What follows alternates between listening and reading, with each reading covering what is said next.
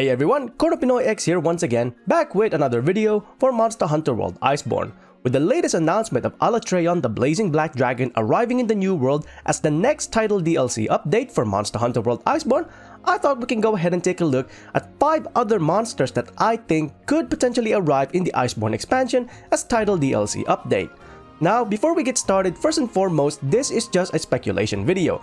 Nothing is guaranteed as of yet aside from Alatreon arriving in the Iceborne expansion, so none of these monsters are confirmed to be arriving in Monster Hunter World Iceborne.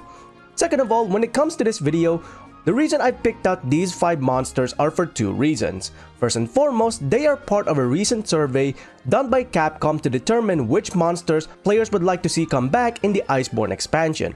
Now when it comes to this list, there are top 20 monsters that players would like to see return in the Iceborne expansion.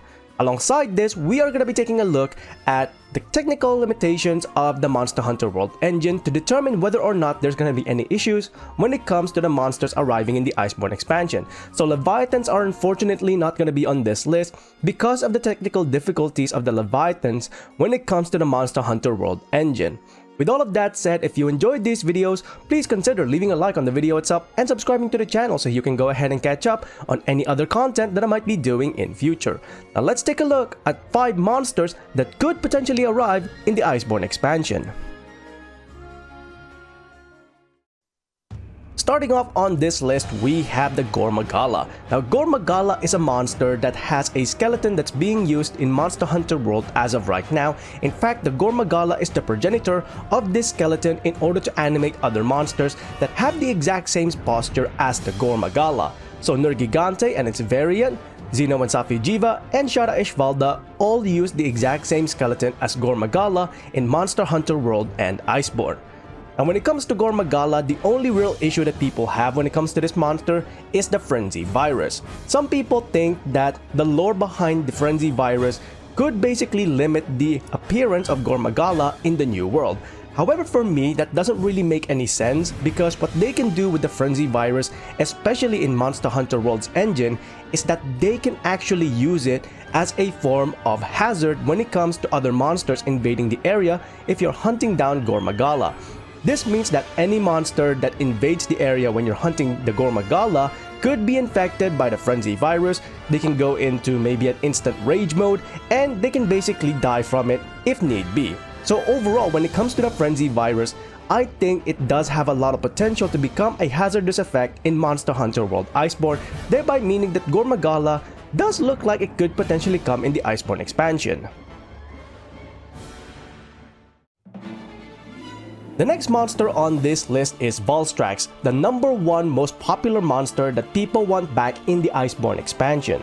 And when it comes to Volstrax, this monster uses the exact same skeleton as Gormogon, so there's no issues skeleton-wise when it comes to adapting it in the Monster Hunter World engine and animating it. But alongside this, the Volstrax is actually an origin point. This means that when it comes to the Volstrax, it did bring in something new in the Monster Hunter series. This is the wing attack animation that it has. Believe it or not, in Monster Hunter World Iceborne, the Shara Ishvalda actually uses a good number of animations that is based on the Volstrax's wings, especially when you take a look at the overall animation of Shara Ishvalda's wings in the second phase. If you take a look at these monsters side by side, you'll notice that a lot of Shara Ishvalda's attack patterns in terms of the overall animation are actually quite similar to that of Volstrax. So overall, the Volstrax animations are already in Monster Hunter World, so they could potentially add it into the Iceborne expansion as a title DLC update. Now, one issue that people say might have when it comes to the Volstrax is the Comet Dive attack. However, put it in the Wildspire Waste or open areas of the Ancient Forest and there should be no issues with the Volstrax flying around in the new world.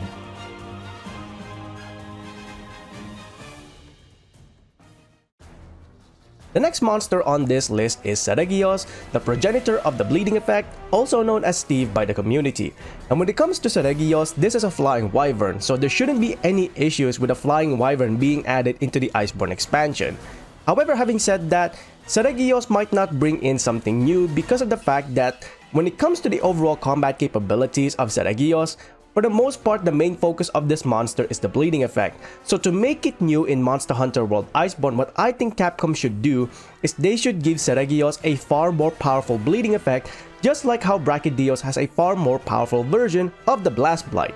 If they give something along the lines of intense bleeding or a deep wound when it comes to the Seraglios bleeding effect, what they could do with this is that they could make it so that it drains HP much faster than the standard bleeding, and it takes far longer to actually take off when you crouch down in order to remove the bleeding effect. So meaning that Astera Jerkies could be a necessity when hunting down the Seraglios.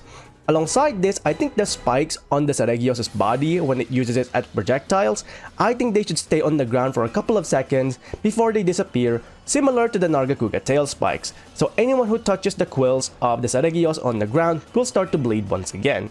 Overall, I think Seraglios is pretty good for a candidate when it comes to the Iceborne expansion as a title DLC update. Another flying wyvern on this list that I'm gonna pick out because it's my favorite of the Fated 4 members is the Asta Loss. Now, we don't know Capcom's position as of right now when it comes to the Fated 4 arriving in the Iceborne expansion. Maybe they might want to add one more member of the Fated 4, and I'm thinking Asta Loss is the best monster. This is because of the fact that Mizutsune unfortunately is a Leviathan, meaning that the Monster Hunter World engine can't bring in this really awesome monster as well. So Asta Loss is the next best candidate because Gammoth is actually not part of the top 20 monsters players want back in the Iceborne expansion. So Asta Loss is capable of being brought into the Iceborne expansion in terms of the Monster Hunter World engine, and it is part of the top 20 monsters that players want back in the Iceborne expansion. So overall, Asta Loss has a good chance of arriving in the Iceborne expansion if Capcom actually would bring in another member of the Fated 4 into the Iceborne expansion. So overall, I think Asta Loss is the best choice of the Fated 4 members to join the Glavenus in the new world. Hoping that this is something that could happen because Asta Loss has a lot of unique animations to it, like the pincer-like tail, the horns, the green lightning, and the glowing body effect. I would love to see that in Monster Hunter World's engine. The final monster on this list that could potentially make it in the Iceborne expansion as the final DLC update for the game is none other than Fatalis, the OG Black Dragon. Now, when it comes to Fatalis, it is part of the survey that people want to come back in the Iceborne expansion, and alongside this, there's actually a high-resolution model that Capcom used during the 15th anniversary event for the Fatalis. A lot of people say that the graphical enhancements of Fatalis during the 15th anniversary event images actually look like it could work in Monster Hunter World's engine. And to be quite honest, I kind of agree. The high-resolution model for the Fatalis in terms of the size comparison video and the 15th anniversary image does make it look like it's on Monster Hunter World as of right now if you take a look at the model. So who's to say that maybe, just maybe, Fatalis is indeed the final DLC update that we get in the Iceborne expansion, coming into the secluded valley much like that of Alatreon to absorb the pure bioenergy that is within the secluded valley. So overall, I think Fatalis has a good chance of arriving in the new world at some point in the future. We just don't know when as of yet, and whether or not Capcom are happy to add in another Black Dragon in the new world alongside Alatreon. And that, everyone, is pretty much it for this video, taking a look at the 5 monsters that I think have a potential to arrive as title DLC updates in the Iceborne expansion. When it comes to these monsters, I'm mostly focused on the technical aspects. That's why I used Valstrax and Chara Ishvalda as an example of a comparison when it comes to animating a certain monster using certain skeletons and animations. Overall, it's gonna be the engine of Monster Hunter World that determines whether or not a monster is viable to arrive in the Iceborne expansion, because the limitations of the engine can and will affect the monster's overall capabilities. Which monsters would you like to see in Monster Hunter World Iceborne as the next title DLC update? Let me know in the comments below which monsters of your choosing should be the next title DLC update, and give us some reason as to why you think it's the best candidate as the next title DLC update for Monster Hunter World Iceborne. Now that is pretty much it from me for this video. If you enjoyed these videos, please consider leaving a like on the video itself and subscribing to the channel, as well as hitting that bell icon so you can go ahead and catch up on any future Monster Hunter content that I might be doing or any other games that I might be playing in future. Until then, I hope you enjoyed this video, thanks very much for watching, and I'll see you next time. Onward and upward.